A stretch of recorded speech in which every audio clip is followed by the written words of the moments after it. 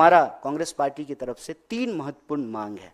पहला, आप सरकारी संस्थानों को बेहतर कीजिए।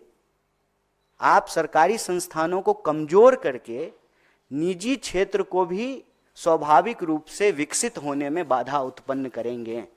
सरकारी संस्थान ठीक से काम करेगा, बीएसएनएल ठीक से चलेगा, तभी जियो धन धनाधन होगा। सरकारी संस्थानों को तबाह करके निजी संस्थानों को, अभी प्रधानमंत्री जी ने कहा अमेरिका में एक देश के व्यवसायी से जब उनसे प्रश्न पूछा गया, यहां तो प्रेस कॉन्फ्रेंस करते नहीं है, तो उन्होंने कहा कि निजी मामला है। निजी मामला कैसे है सर?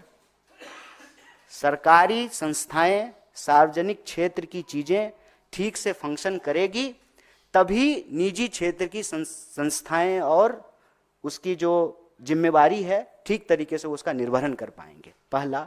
और दूसरा कि इस देश में आईएएस बनाने का, इंजीनियर बनाने का, डॉक्टर बनाने का जो एक धंधा है, उसका एक रेगुलेशन होना बहुत जरूरी है। कहने का तात्पर्य यह है कि अगर कोई कोचिंग संस्थान विद्यार्थियों से और उसके अभिभावकों से पैसा वसूला है, तो उसकी जिम्मेवारी है कि वो उस कोर्स को पूरा करे।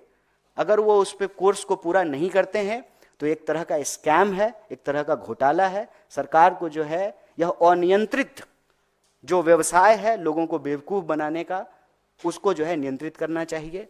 और तीसरा, जितने भी रिक्त पद हैं ट्रांसपेरेंट तरीके से उसको भरा जाए, उसके ऊपर जो है अच्छे से जो है एग्जाम हो और बेरोजगारी की समस्या को कम किया जाए, ताकि इस देश के जो भविष्य हैं, इस देश के जो नौजवान हैं, जो विद्यार्थी हैं, जो व्यवस्था में पिस रहे हैं, बाजार और सरकार की इस जो है खतरनाक मौत तक पहुंचाने वाली जो व्यवस्था है उसमें जो पिस रहे हैं, उससे उनको बचाया जा सके।